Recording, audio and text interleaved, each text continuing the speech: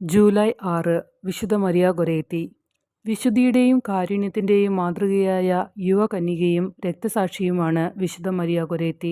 1890 October 16 ഇറ്റലിയിലെ ഒരു കർഷക കുടുംബത്തിൽ ജനിച്ചു. അവൾ കൃപയിലും പക്വതയിലും വളർന്നു. 1092 ജൂലൈ 5 അയൽവാസിയായ അലസാൻഡ്രോ സെറനെല്ലി മരിയയെ ബലാത്സംഗം ചെയ്യാൻ ശ്രമിച്ചു.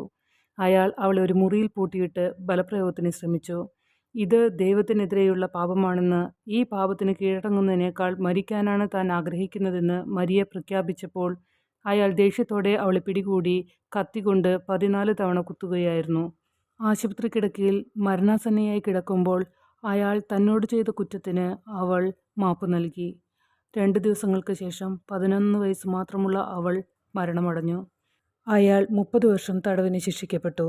8 വർഷങ്ങൾക്ക് ശേഷം ഒരു ദിവസം രാത്രി മരിയ അയാൾക്ക് പ്രത്യക്ഷപ്പെടുകയും ഒരു താമരപ്പൂ നൽകുകയും ചെയ്തു. അത് വെളുത്ത ജ്വാലയായി രൂപാന്തരപ്പെട്ടു. ആ നിമിഷം മുതൽ അയാൾ മാനസാന്തരപ്പെടുകയും മതം മാറുകയും ചെയ്തു. ജയിലിൽ നടന്ന കുറ്റകൃത്യവും ദർശനവും ഉദ്ധരിച്ച് മരിയയെ വാഴ്ത്തപ്പെട്ടവളായി പ്രഖ്യാപിക്കുന്ന സമയത്ത് അവളുടെ വിശുദ്ധിയെക്കുറിച്ച് സാക്ഷ്യപ്പെടുത്തിയ സാക്ഷികളിൽ ഒരാളായിരുന്നു അലക്സാൻഡ്രോ. 1950 പിയൂസ് 12 മാർപ്പാപ്പ അവളെ വിശുദ്ധയായി പ്രഖ്യാപിച്ചു. വിശുദ്ധിയുടെയും ബലാത്സംഗത്തിനിരയായവരുടെയും യുവതികളുടെയും പൊതുവെ യുവാക്കളുടെയും രക്ഷാധികാരിയാണ് വിശുദ്ധ മരിയ ഗൊരേത്തി.